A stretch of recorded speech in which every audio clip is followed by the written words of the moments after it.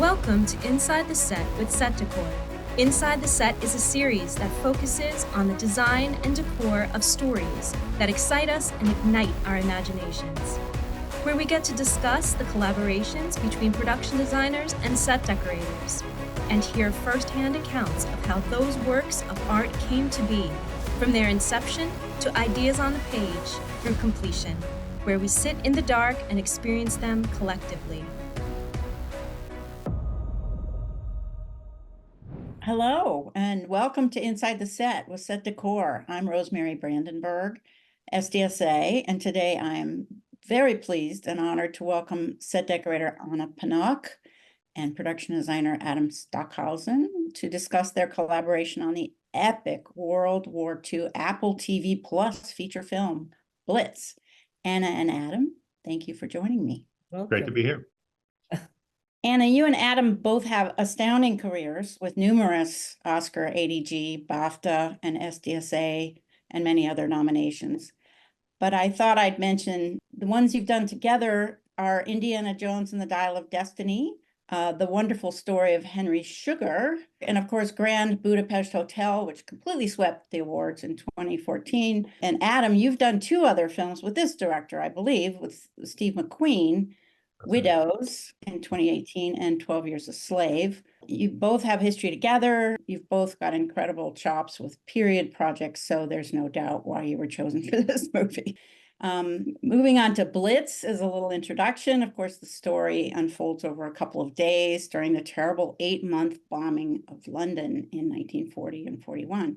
We travel with 9-year-old George as part of an evacuation that sent 800,000 children by train from the cities to the countryside to keep them safe.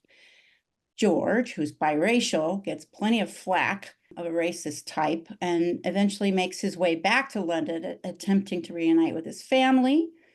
And during this journey, we experience what it was like in London for the civilians during the Blitz.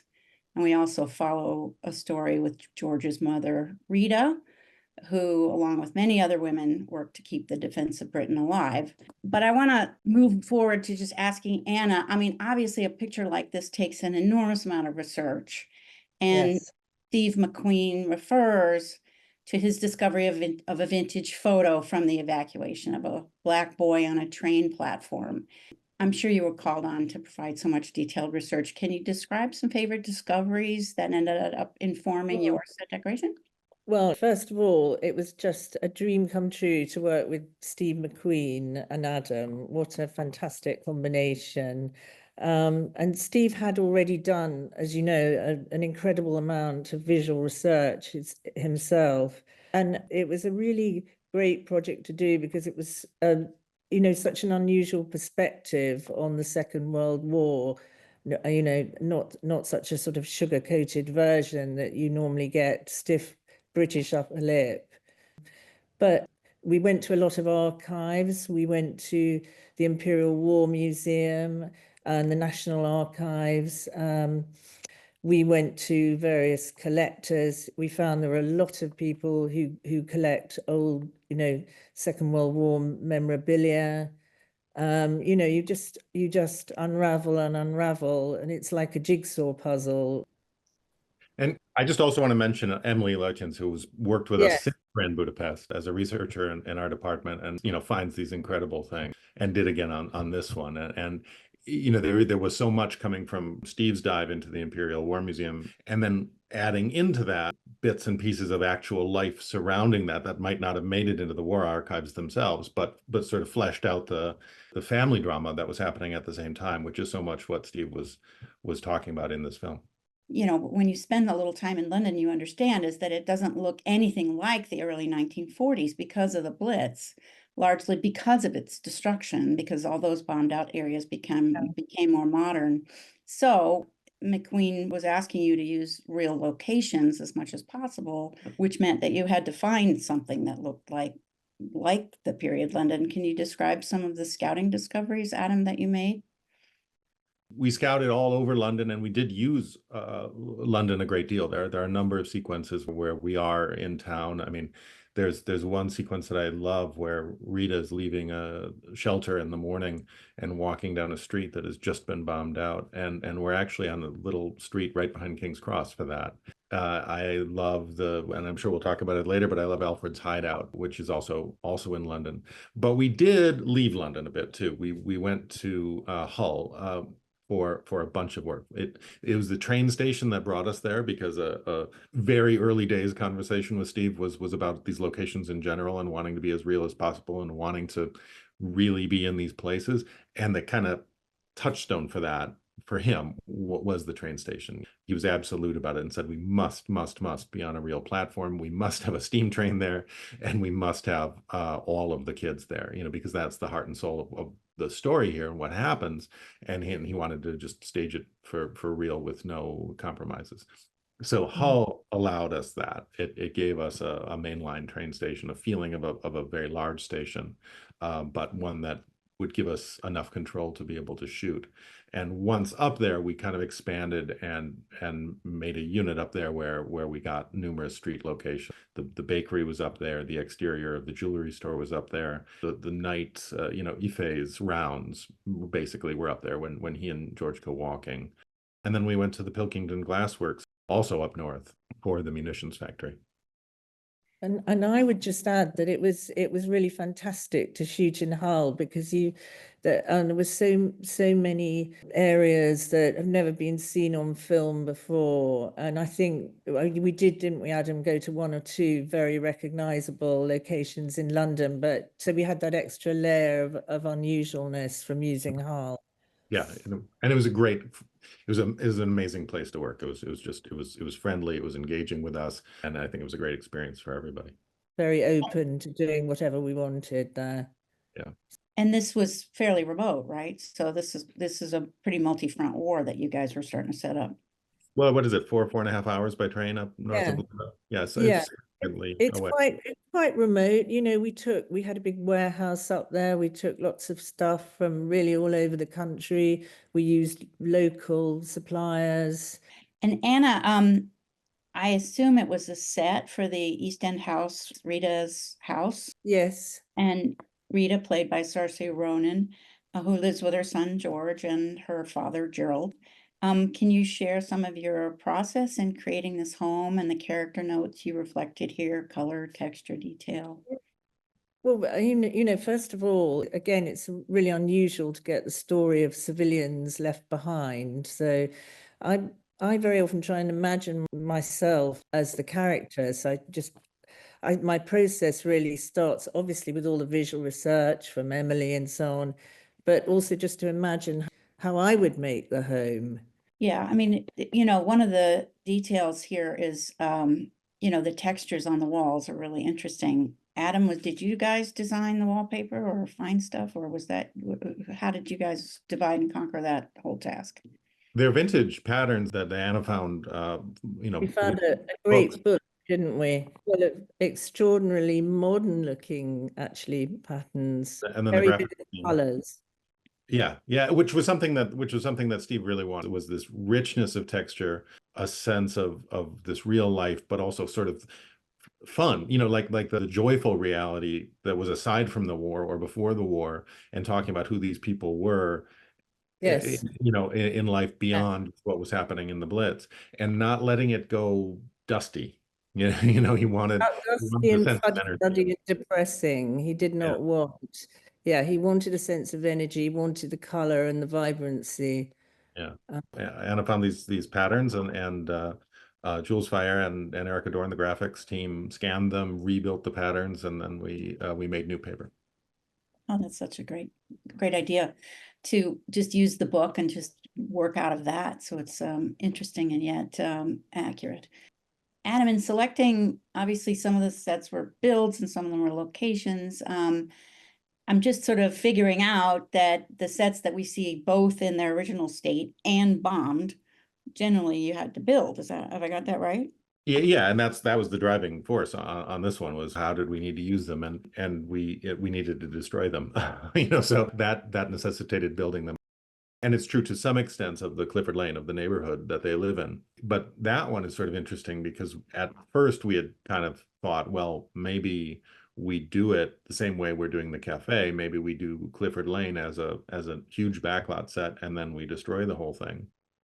But there's a limit to how much you can build, and so you're going to, at some point, you'll feel the blue screens at, you know, outside of the set build. And so what we decided to do was find a neighborhood that could be the neighborhood pre-bombing, you know, so that we could go there, we could walk around there, we could approach it, we could walk to the, you know, we could leave the neighborhood to go to the train station, we could play the cricket match in the neighborhood and feel a sense of true expanse there. And then we copied about a block of it, or a block and a half of it, basically, for the destroyed version.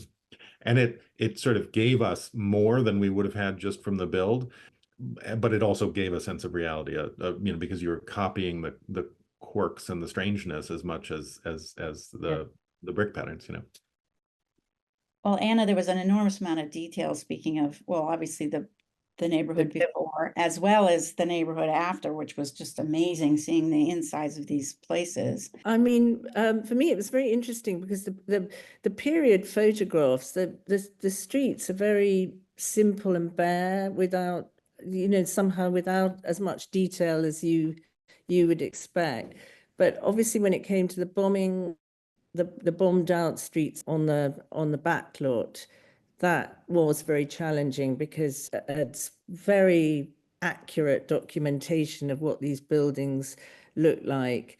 And so we really had to think about how the architecture would end up and everything inside once the bombs had fallen. And it was sort of more challenging than it actually looks, I think, to get it absolutely right. Also, there are people who were children in the war who remember all this very vividly. So that was another challenge, you know, really. And Steve wanted to make it as real as possible, Adam, right? Oh, absolutely. Steve gets very, very specific about all these things. You know, the way Steve uses research references, he latches onto things, as is shown by the story of how he came to write the movie by being inspired by this one photograph and sort of going so far into it that he found this entire story. But he's the same way with everything, where he will find details and he will hold on to them and they will become key moments for him. And so we were looking at very specific photographs of all of this and finding shapes, finding dressing moments that we and he really liked, and then we would place them.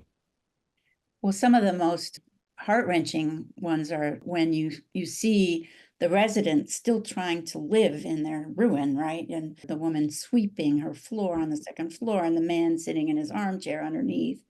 I mean, so poignant and true. I guess, you know, when you have that kind of trauma, you're not even thinking, you're just like, I've got to get back to normality. There's an amazing photo I remember of a woman standing outside her bombed out house, just smiling broadly and talking to somebody. And that really sort of struck me. Keep calm and carry on, and incredible.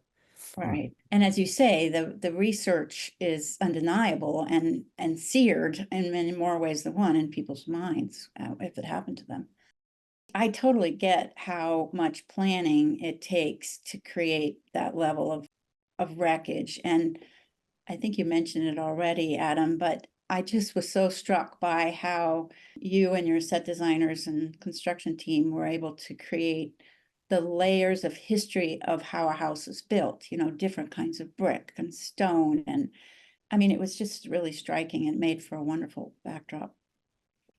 And the teams that we had Dan Marsden, our construction manager, Claire Holland, the head scenic, and Ollie Vanderviver, our supervising art director, and the whole team of illustrators and art directors. I mean, they just dove in on this one and went all the way. And I think it shows in the finishes, and it shows, as you say, in the textures and the bricks and everything.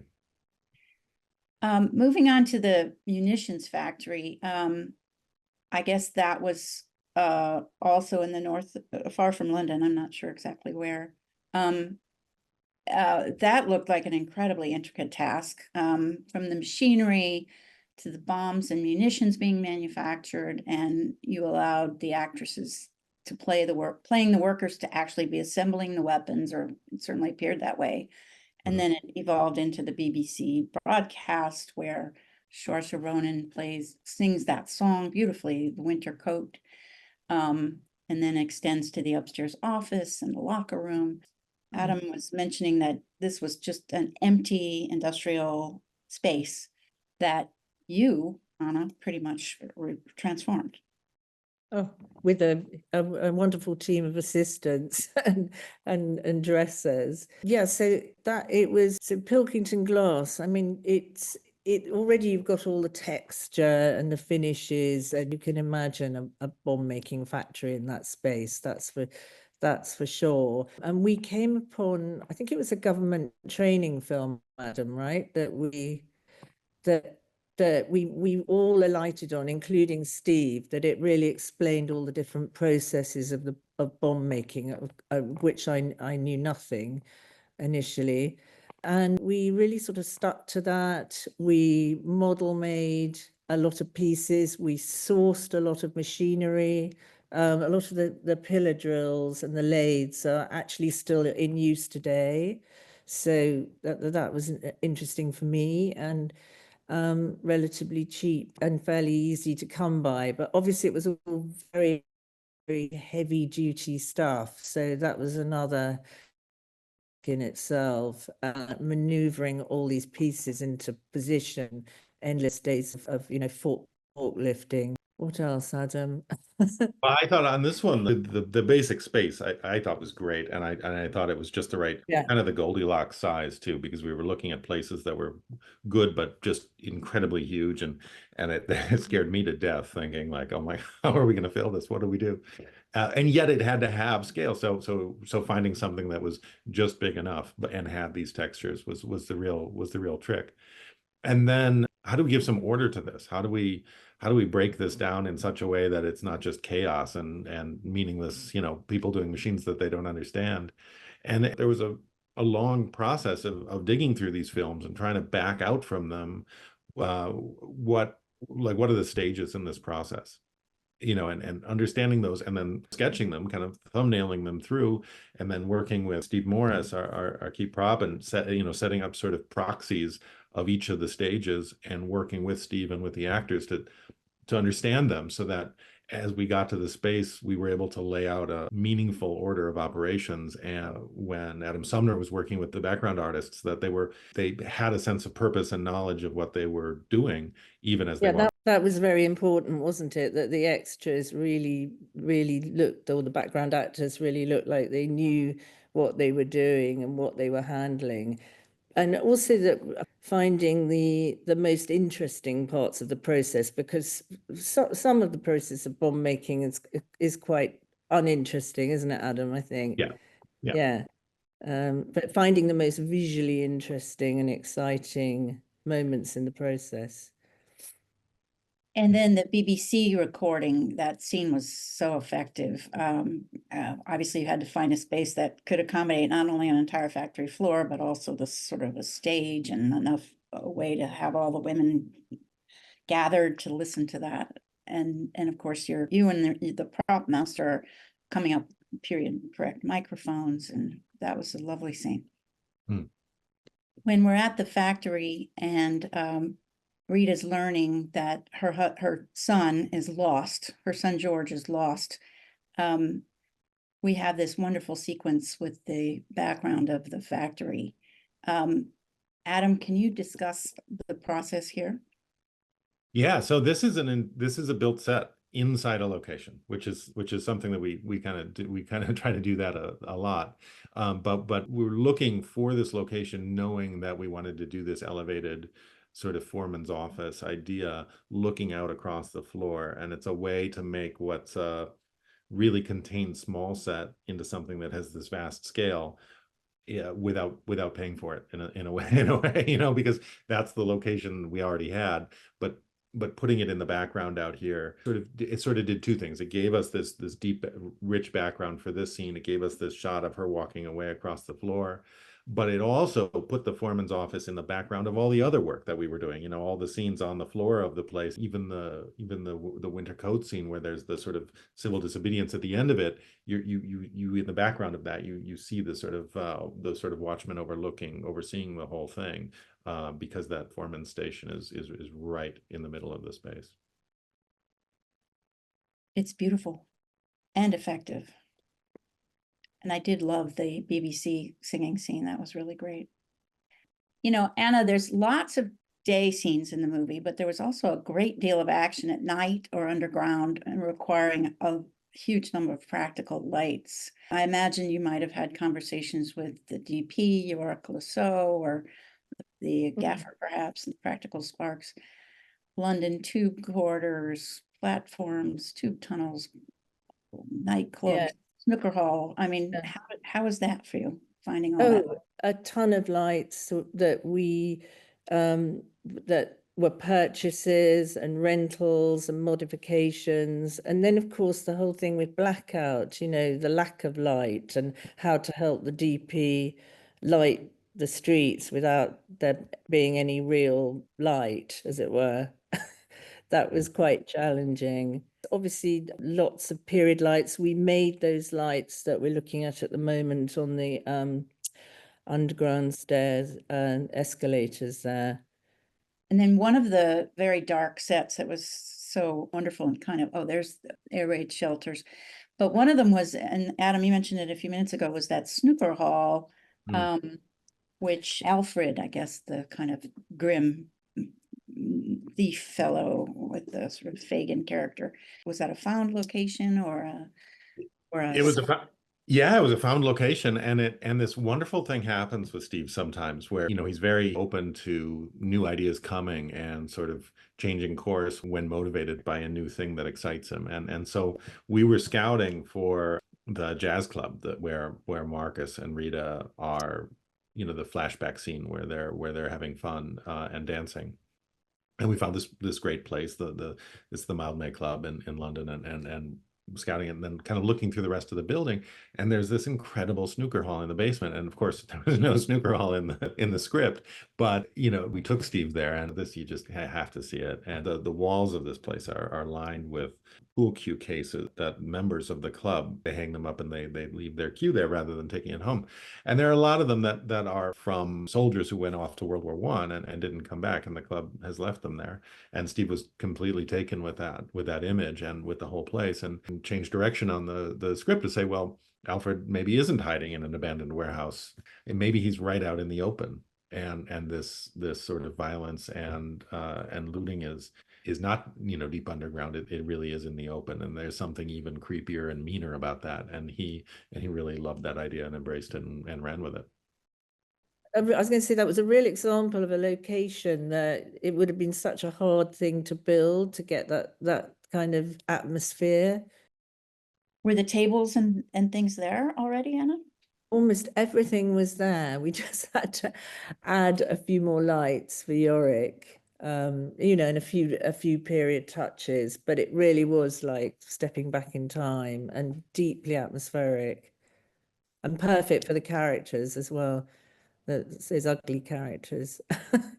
Adam, there were so many shots that sort of moving camera following the action through multiple spaces. And one that comes to mind is the Café de Paris, where you go from the stage into back to the audience and then around into the kitchen. And that was a beautiful place. And you built that, I completely. Totally, yep. And then were you working again with research to try to emulate the real place? Because it was a real place. Absolutely, it was a real place, still is a real place. It's actually it was rebuilt, you know, restored after the war, and has had a series of lives, and is currently, I believe, in another change of life, becoming something else. But the shell of the place still exists, and we went there and we were able to verify the size of it. You know, it's changed through the years, but we had a lot of photographic reference, both of the cafe in its heyday and as after the bombing. And of course, you know, this like the tube event in the movie, this really happened, you know, and so that's something that Steve was keying in on was finding these real events. This performer that we're watching here, Snake Hips, actually was performing there, and Steve really stitches together all of those layers of reality. And then we took the shell of the real thing, tried to make it as accurate as we possibly could to the real thing, and then structured the surrounding spaces, the kitchen space and that kind of back hall, made that in a way that this moving shot that swirls through the space and then follows the servers back into the kitchen areas and then swings back out again into the audience, made that possible by sort of designing the ground plan to fit the shot. And Anna, continuing in this set, one of the notes that I read was that this particular club, there was no rationing when it came to this club. Somehow they had the pull to have all the luxuries. And obviously the dressing's just such a contrast to some of the deprivation in the rest of the film. Absolutely. Well, it's really wonderful to be able to create such a sort of glamorous setting. I had so much fun with it, and it was wonderful collaborating with, Jacqueline Duran, the costume color palette. No, it was this was a fantastic opportunity. And then, of course, we bomb it dramatically. Well, actually, we don't bomb it dramatically. I love the way it's portrayed. You really don't see the bombing at all. You just see the aftermath. It's like an art installation, really. I think it's so stylized. And it's remarkable how you guys sculpted this place in honest textile coming down like this. It's just beautiful. Beautifully tragic. Very eerie. And this lighting with these heavy duty flashlights is really impressive. We'll be done. Sure.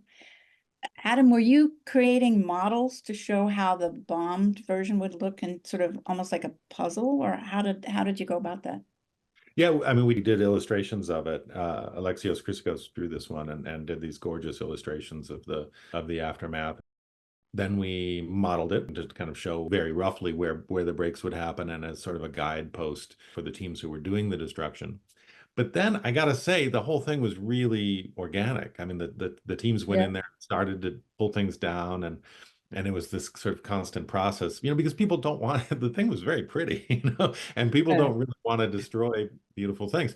And so, there was a moment of being tentative at the beginning, and it took a few rounds of like, no. But then perversely, we realized that it was actually looking quite pretty in its bombed out state as it went along. And we think, oh, that looks quite good. And and then also we kind of designed the guts of the thing, knowing that this was coming. So like traditionally, you would make a set like this with a steel skeleton inside of it, because it has that huge cantilevered balcony. But this one, Dan and Ollie, working it through in advance, decided to make the whole thing out of wood, because it would break better. We wouldn't have to do as much backing up and filling and changing things that we had made. We could just let the natural materials break the way they wanted to break. And Anna, speaking of lighting, the lighting that you did for this set is just exquisite, between the chandelier and the table lamps and the edging of the balcony. Beautiful. Oh, all made by our brilliant prop making team, Steve and Jim. Yeah, really amazing. We found 1 or 2 table lamps. I think we found those in France, and then we had them copied. And the chandelier, we looked at various references, didn't we, Adam? Came up with that particular design. And then the ceiling's really interesting. Again, that's our drapes team, Jessie. What would you call it? The fabric gathered around the ring. Kind of a sunburst or something. Kind of a sunburst, but on a giant scale. So that all played into, when the whole building collapsed, that was another interesting texture we made use of, not just building materials, but we had a lot of fabric involved, which made it more interesting. Mm-hmm. So Alfred comes in here and cuts rings off of people's fingers, and it's just horrible, but he also does horrible things in the jewelry shop, which we don't see beforehand, but we do see the wreckage. And this one, from what I understand, McQueen frequently would come into your spaces and kind of come up with something new that needed to be added. Is that the case for that jewelry shop? Yeah, on this one, I drew this one with Steve Tappan, this sketch right here, and Steve and I have worked together since Ready Player One, and so we kind of knew the basic feeling of the thing, and we built it, and we started to lay the timbers into it, and you can kind of take it only so far, and then you have to come in with a camera and with the actors and start feeling out the final shape of it. And I think on the same day that we were looking at this with Steve, we were also looking at the Hanway House set and talking about the piano. And Steve said, "Oh, why don't we have a smashed piano in this? We'll hang it from the ceiling and have it just this precarious thing that's about to crush the actors, and they can touch the keys as they go by." And we did it, but it was completely Steve's idea. And all the cabinets had to actually be made for real. You know, we did have a perfect jewelry shop that we destroyed at the outset. So there's always double the amount of work when you're doing these sets. It was really effective with the cubby holes for the little George to hide in, and all of his ruse to get rid of the policeman. And it was great. It was a wonderful set. Anna, during those dramatic firefighting sequence, which actually I guess we kind of see twice, could you describe the interaction that you had between props and effects, trying to work with the fire hoses and the wild snake dance fire hoses and the water and all that stuff? Well, that was a case in point where we did find some really interesting collectors around the country who had the original pumps in working order, who had the hoses. We made the odd thing like the connectors and maybe the hydrants, but on the whole, we were able to find most of what we needed. And Adam, this is a complicated thing for an art department to create a burning building, isn't it? Yeah, and it was I mean, it's complicated on a couple levels. You know, the first one being just, where do you do this in a place where you can do this level of fire and not be risking lighting the city on fire? You know, because again, Steve still wanted to be, as much as possible, he wanted to be on locations. And so we knew that we had a couple of moments in the movie where we did see sort of large scale destruction.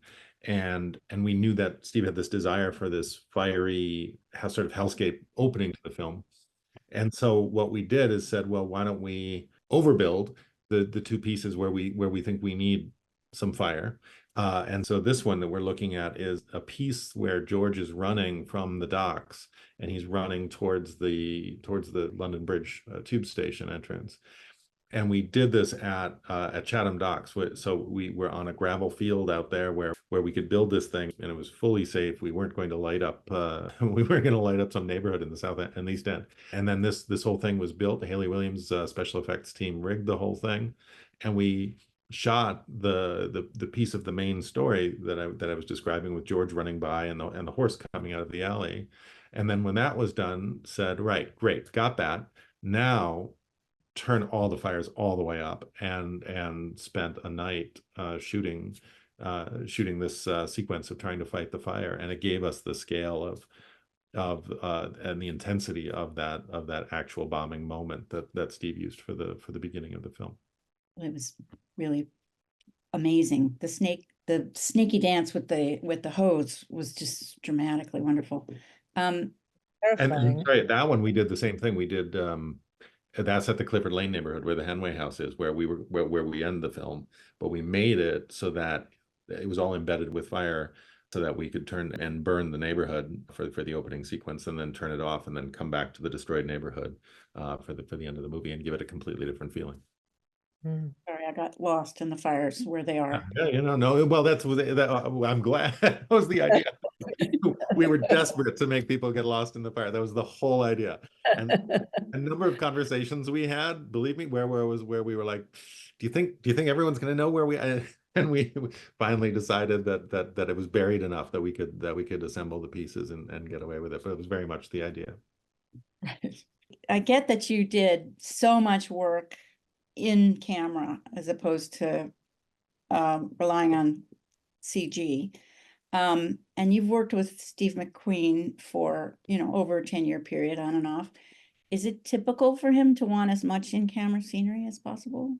Oh, completely. He wants the performers to be experiencing the events that they're portraying as Exactly. fully and Yeah. as richly as possible. And then he wants to find the story within that. So for as much pre-planning as we do, which is a lot, we're always trying to leave open the possibility of finding that story. So in 12 Years a Slave, we did this. We were trying to make the farms as 360 and as real. You know, we kind of wanted the feeling that the actors would step in and be in a working farm and never kind of see the edges, and the crew, we would all sort of step back and walk away and let them rehearse and let them find whatever they wanted to find, you know, within that. And that's kind of always been the mantra.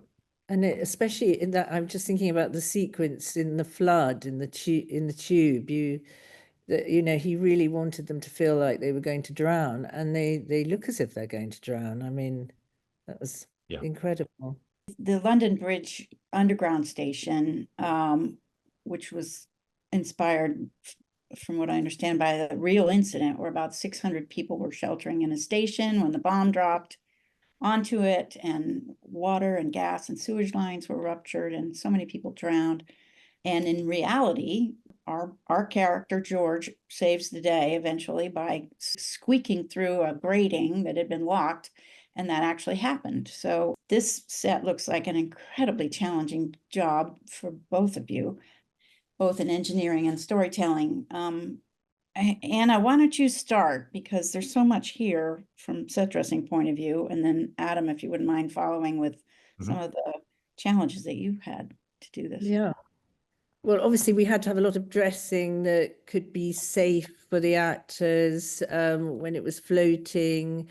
We had to have stuff that we didn't mind getting destroyed. We had to think about the practical lights. Yeah, there were a lot of practical issues with this set, I would say. And it was such a large set. I mean, it was an entire underground platform with, again, very, very little CGI. It was the real deal. I was really struck by the graphics that you used throughout the film, but here and in the other tube stations where people sheltered in particular, was that under your supervision, Anna, or how did you? Well, and Adams, but we had a fantastic graphics team, and obviously a wealth of resource in terms of reference. And they're all real. They're real. Yeah. They're real advertising from the time period, from exactly the time period. And we wanted to be very careful that we weren't putting in ads from 1944, and also real civil defense sort of warning and instructional posters. A lot of them are instructional posters about how to shelter, how to be safe, how to exist in the blackout, and even mundane things like how to find your way at night and the dangers of tripping over curbs. And you know, there's layers and layers and layers of how to live and how to exist during this terrible time. And obviously a huge job for engineering and effects, and I understand you kind of reverse engineered this in a very unusual way, creating it kind of backwards from the way most people do submerged sets. Can you describe how you came about this idea?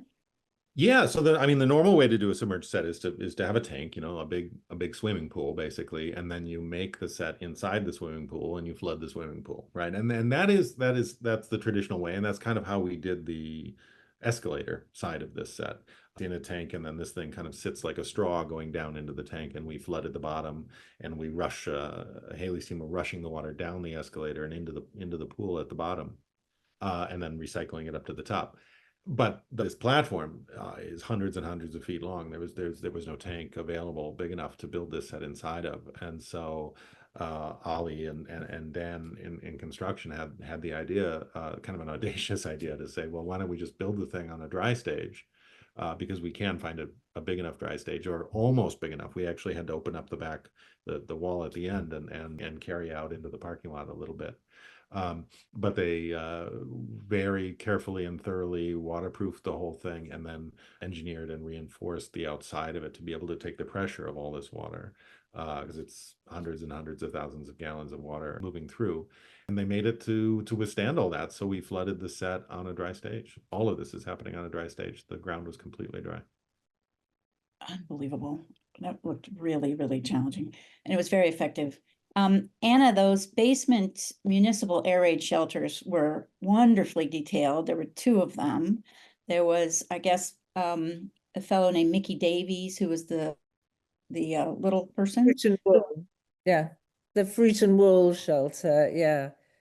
And So that was the one that Rita went to help out at, right? that was the one that Rita went to help out at. And that we did a government shelter, which was a very official shelter where there's that racial skirmish.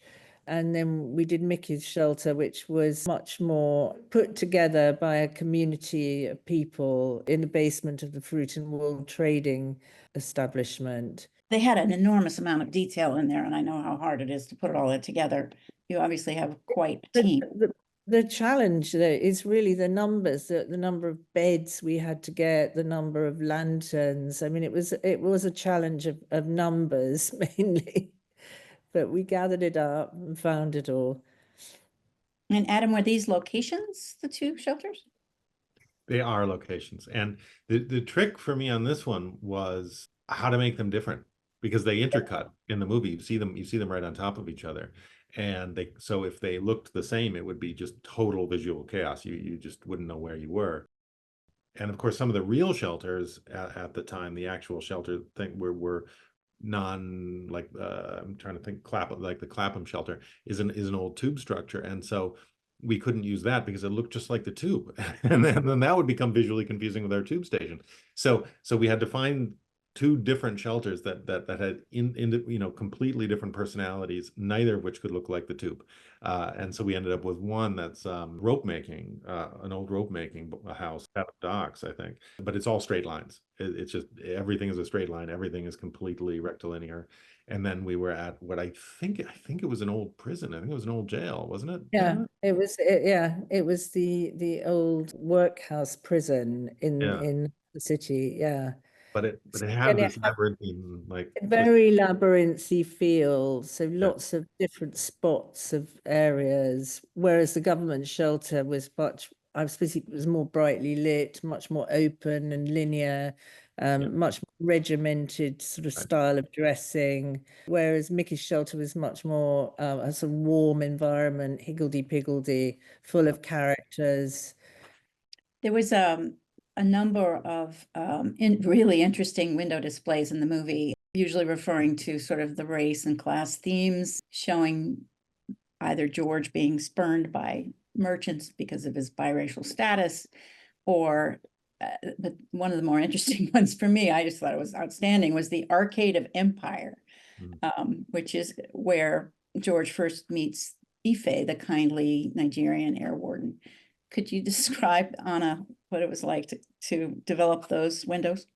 Oh gosh, well, it was challenging because we had very little time to do it in locations that only given us a few days. So, and we had a lot of windows to do, but again, brilliant research reference that just sort of set us up into sourcing the right things, and the most incredible graphics as well. And I should say, this is another of these great Steve moments where we'd found this arcade and we knew it was perfect for something, and it's a natural spot for George to sort of stop and look at something. Maybe this is a great spot for the George and Ife where they run into each other. And you'd never find it in London, would you? Oh, never. This was ever find. Brought Steve there. He loved it as a location. So, we knew it was going to be a location, and Steve kind of kept working on it. And 24 hours later, my phone rings and Steve goes, Empire Arcade. And that's what this is going to be. Oh, the way it fits together with George coming face to face with who he is in this society, and then meeting George at the same moment. I think it's such a heartbreaking and perfect one of sort of Steve's narrative moments. Yeah, I agree. one of the sets that really made an impression on me, Anna, was the left luggage room. Oh, yeah. It looked just unbelievably beautifully dressed. God. Oh, we did that set on the run, really. It was as a byproduct of doing, I shouldn't really say that, but of doing the platform so carefully and beautifully. And we just had a ton of luggage, and it's one of those sets that needed to be thrown together. And again, it's based in research again, I mean, Yeah. in this wartime with soldiers and families and kids going every which direction, everything is thrown to the wind. And so, you have more than the usual amount of lost luggage. Mm. Well, Adam, what would you say are some of your fondest memories from this ambitious production? Well, this was wonderful. I mean, you mentioned at the beginning of this conversation, we talked about the number of times that Steve and I have worked together and the number of times that Anna and I have worked together. And that's just incredibly special to be able to have these recurring collaborations and where friendships get deeper and richer and the work gets richer and deeper. And that's so much true on this one. And so the whole experience of making this was just an absolute treat, I think. And yeah. Felt like we were in a big family all the time, fighting the good fight almost, but in a very positive way. And it's a big family too. We had Adam Sumner, the first AD and producer, worked with us many times, and then on Ready Player One, and he was part of everything that we're talking about, figuring out. He was there right with us, and so it's a big family, and it was and Steve really makes everybody feel very valid as well. Yeah. And Anna, what would you say were perhaps some of your in memory biggest challenges that you're proud of solving on this project? I just think that I think the scale of it, I'm very proud of the epic scale we managed to achieve with the maybe the budgetary limitations that we had. I think it really felt epic while we were doing it, and I think the results seem quite epic. Well, I couldn't agree more. I thought it was absolutely wonderful film and just beautifully realized. My hat's off to you both. Thank you, Anna Pinnock and Adam, for joining me today. We loved having you. We are so impressed by your work. Every film you do, we have no doubt that we'll see you many times in future, hopefully working together, but also apart. It's amazing work. Thank you for joining us on Inside the Set with Set Décor. Thank you. Thank you. Thanks for joining us for this episode of Inside the Set with Set Décor. Don't forget to subscribe to our YouTube channel and visit our website, setdecor.com.